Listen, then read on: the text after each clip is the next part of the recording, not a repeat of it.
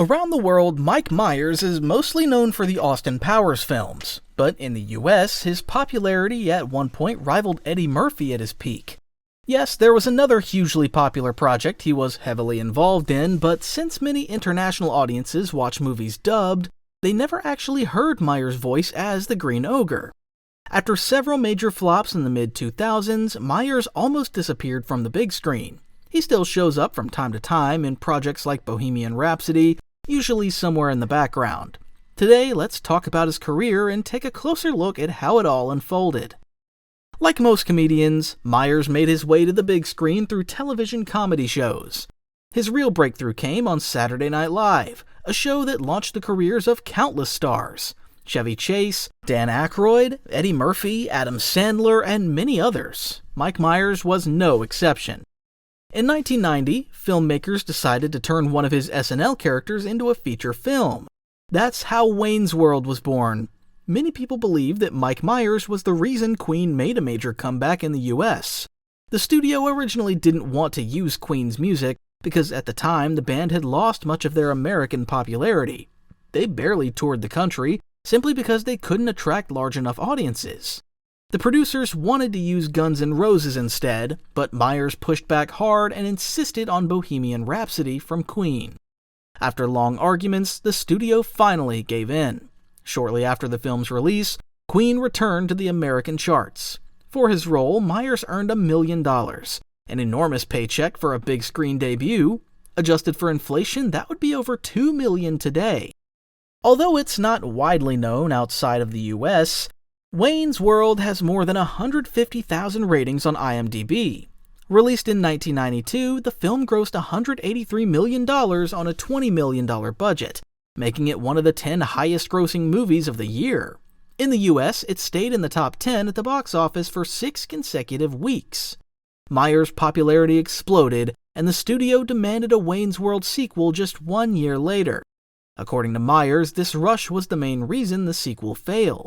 The script was still rough, and there was no time to properly polish it. As a result, the movie felt much weaker, which hurt its box office performance. With a $40 million budget, it grossed only $48 million. Myers earned $4 million for his role. Soon after the second Wayne's World, Myers suffered another setback with So I Married an Axe Murderer. The film had a $20 million budget, but earned only $11 million at the box office. This failure pushed Myers away from Hollywood for nearly 4 years. He wanted to find a project where he could fully express himself, and more importantly, something that genuinely interested him. Eventually, that project became Austin Powers. In 1995, the James Bond franchise made a huge comeback with GoldenEye, which grossed $348 million worldwide. Myers saw this success as an opportunity. He believed the new version of Bond was already unintentionally funny, and that pushing the absurdity even further could turn it into a massive hit. The first Austin Powers wasn't a huge theatrical success. With a $17 million budget, it grossed $67 million. Those numbers were good enough for a sequel, but probably not on a large scale. Everything changed after the movie was released on home video. Austin Powers became a cult phenomenon.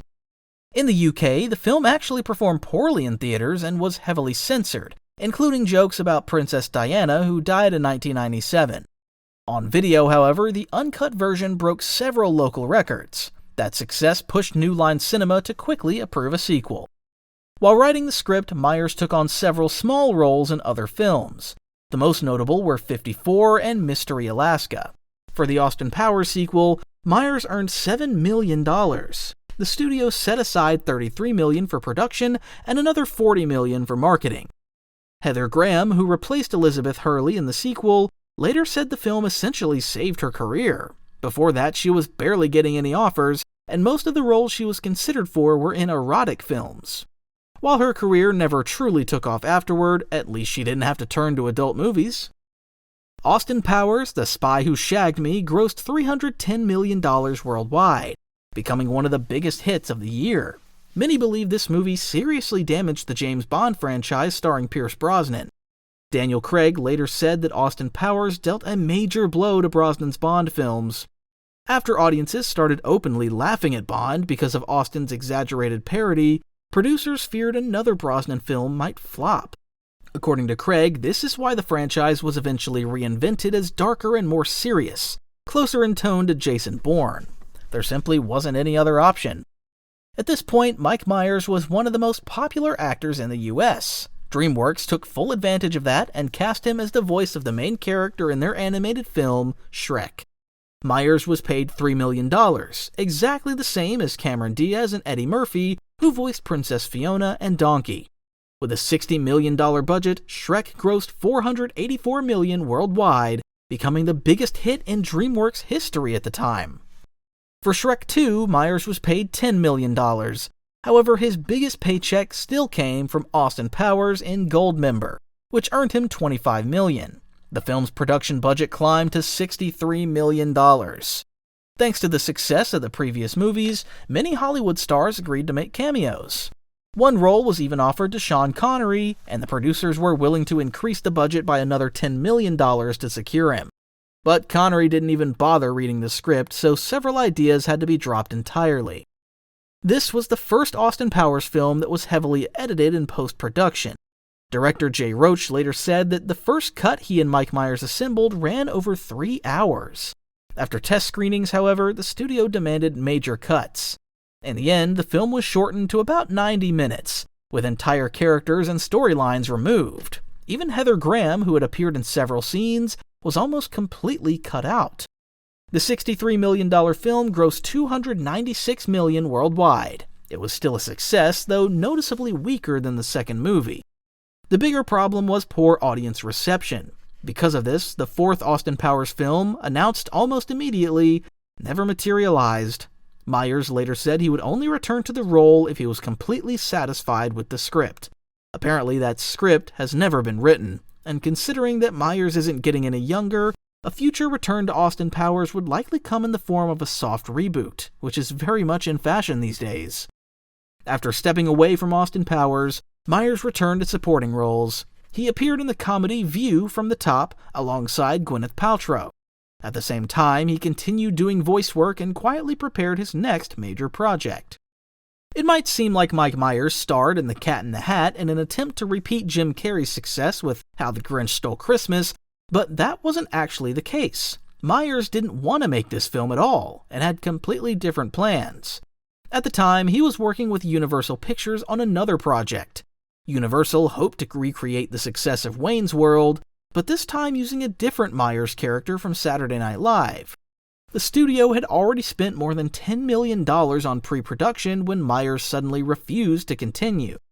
Most of that money went into endless script rewrites Myers was deeply unhappy with. Eventually, he decided that if the script couldn't be fixed, it was better not to make the film at all. Universal, however, wasn't willing to let things go. Having already spent a significant amount of money, the studio filed a lawsuit against Myers for refusing to fulfill his contract. They demanded $20 million in damages, plus additional compensation for reputational harm and lost profits. As often happens in Hollywood, the case never went to court. Instead, the two sides reached a settlement. Under the agreement, Myers had to appear in a film chosen by the studio. That film turned out to be The Cat in the Hat. The situation was somewhat similar to Bruce Willis finding himself trapped in a Disney contract. The difference was scale. Willis owed the studio nearly $30 million and had to appear in 3 films, while Myers' dispute involved roughly $10 million, meaning just one movie of contractual servitude. The production of The Cat in the Hat was plagued by constant scandals. The press frequently reported on Myers' supposedly terrible behavior on set. At the time, no one knew the full story behind why he was forced to appear in the film, so most of the blame fell squarely on him. According to reports, Myers avoided the crew, rarely spoke to anyone, and skipped rehearsals, even though the other actors repeatedly asked him to participate. The only person he seemed willing to work closely with was the director, Bo Welch. This was Welch's feature film debut, although he had previously worked as a production designer on films like Batman Returns and Men in Black. Myers generally listened to Welch, but disagreements were common. Myers often wanted extra takes, and even when the director disagreed, production would sometimes move on anyway. All of this contributed to serious budget overruns, rumored by some to have been inflated intentionally. In the end, the film cost an astonishing $109 million. When the movie was screened for Dr. Seuss's Widow, she immediately banned any future live-action adaptations of her husband's books, later allowing only animated exceptions. Thanks largely to Meyers' remaining popularity in the US, The Cat in the Hat managed to gross $101 million domestically. Internationally, it earned another $32 million. Audience ratings, however, dropped below 5 out of 10. The film became one of the biggest failures of the year, and Universal reportedly lost close to $150 million. The movie also received 10 Golden Raspberry nominations. Meyers won Worst Actor of the Year. After this disaster, Meyers once again stepped away from Hollywood, aside from continuing to voice Shrek.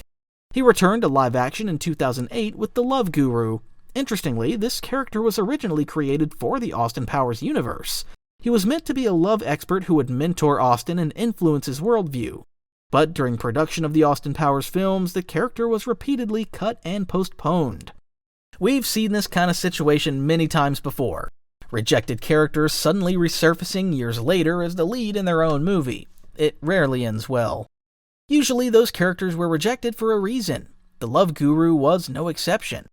The film effectively buried Mike Myers' career as a major Hollywood star and nearly ended Jessica Alba's as well, pushing her toward B-movies. With a $62 million budget, the film grossed just $41 million worldwide. It went on to dominate the Golden Raspberry Awards, with Myers winning Worst Actor and Worst Screenplay. Some critics even suggested replacing the film's tagline, "His karma is huge," with "painfully unfunny movie." In 2009, Myers appeared in a small role in Inglourious Basterds. In 2010, he once again voiced Shrek. After that, he disappeared from acting for 8 full years. He likely had offers for supporting roles, but chose not to take them.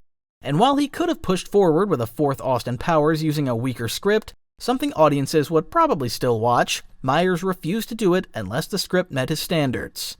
In 2018, he returned in 2 films. One of them was Terminal, starring Margot Robbie.